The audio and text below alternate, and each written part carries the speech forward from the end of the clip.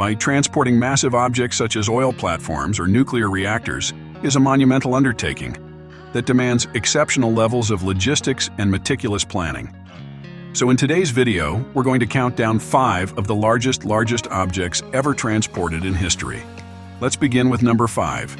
You're watching Chasing Sunset's Top 5, NASA's crawler transporters. In the realm where science fiction and reality intersect, the line can be often blurred, and NASA has taken this concept to an entirely new level. With the awe-inspiring crawler transporters, bearing an uncanny resemblance to colossal vehicles that could traverse the arid landscapes of Iraqis. Laden with precious spice, these mechanical behemoths have fulfilled a multitude of functions. However, their primary purpose remains constant: the transportation of gargantuan payloads that defy conventional expectations. It's kind of almost like they sprung from the pages of a science fiction novel to prove that reality can be just as incredible. Foremost among their high-profile cargo assignments were the Icon, next Saturn rockets that fueled the aspirations of the Apollo programs. NASA commands a pair of these remarkable machines, each carrying a price tag of about $14 million, and upon their completion, the crawler transporters earned the esteemed title of being the largest self-propelled terrestrial vehicles, globally serving as a testament to human engineering. Sporting 8 tracks that facilitate movement, these vehicles have a surface area capable of accommodating a staggering mass of 6 million pounds. The dimensions are 131 by 144 feet, and their sheer scale is a sight to behold. Behind these mechanical marvels lies a dedicated team of about 30 engineers, technicians, and adept drivers who collectively orchestrate this intricate ballet of operating these things. Their nerve center is the control room, where the expertise and coordination converge to guide these leviathans on their monumental journeys. And while their most renowned role involves bearing space rockets, the crawler transporters can even haul space shuttles. Number 4. Stonehenge megaliths. One of the world's biggest mysteries also happens to involve some of the largest objects ever transported. Stonehenge in Wiltshire, England. The 2 main types of stones at Stonehenge are the sarsen stones, which form the outer circle and lentils, and the blue stone, which form the inner circle. The sarsen stones are massive sandstone blocks, thought to have been transported from a quarry located about 25 miles north of Stonehenge, near the village of Marlborough Downs. Some estimates suggest that the largest sarsen stones weigh as much as 50 tons, and researchers believe that ancient people used a combination of sleds, wooden rollers, and possibly even water to move the stones over a relatively short distance. The blue stones are smaller and comprised of a type of volcanic rock called dolerite.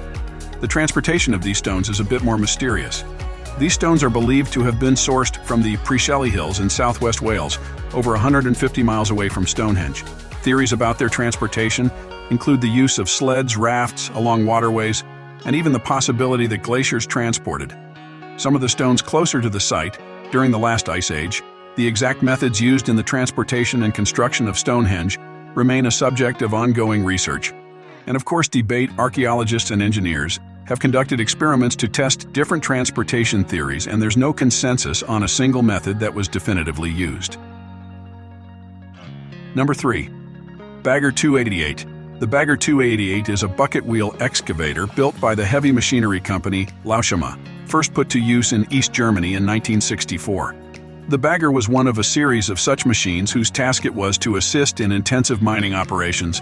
The Bagger 288 had the honor of being the biggest land vehicle in the world for the last 40 years, standing 8 stories tall and weighing over 13,500 tons. So at 315 feet high and 788 feet long, this massive machine needs just over 16 kilowatts of external power to keep the 70-foot bucket wheel churning all day. This excavator was built by the Crop Company for Ryan Braun to go to work at the Tagebau Hambach strip mine in Germany and can extract 240,000 tons a day, and it only took 23 years for this thing to totally exhaust this mine for good.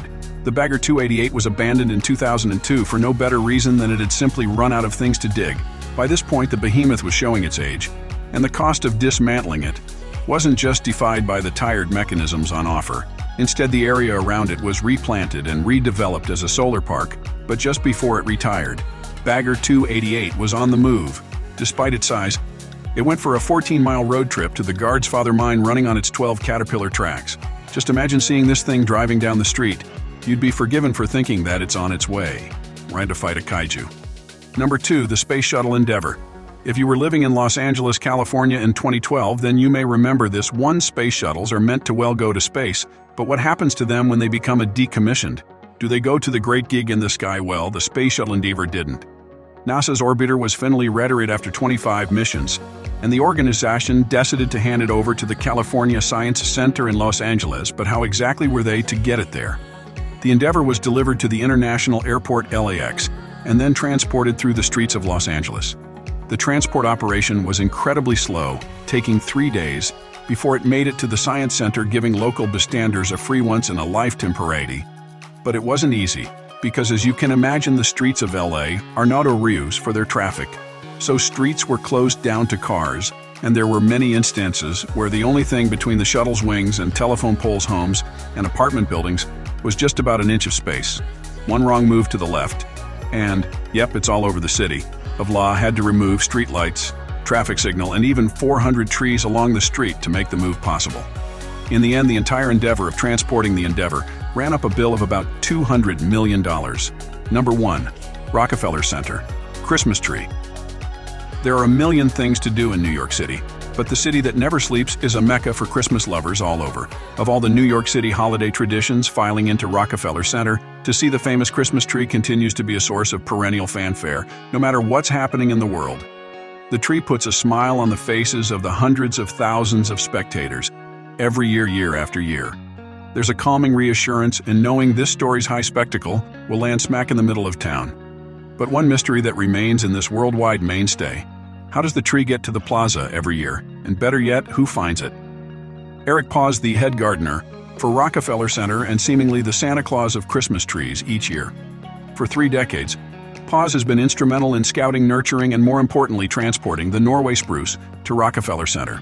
Christmas tree in 2022, he found the perfect specimen standing 82 feet tall with a 50-foot diameter, and that's technically on the smaller side. Previous trees have stood well over 100 feet and can weigh well over 10 tons. The master gardener finds the tree in May and continues to water and measure it until it's cutting time, then wrapping each branch of the tree so it doesn't bend or snap to compress the width down. So it's fit for travel. The tree is then lifted by crane onto a flatbed and makes its way to the Big Apple, where another crane awaits from there.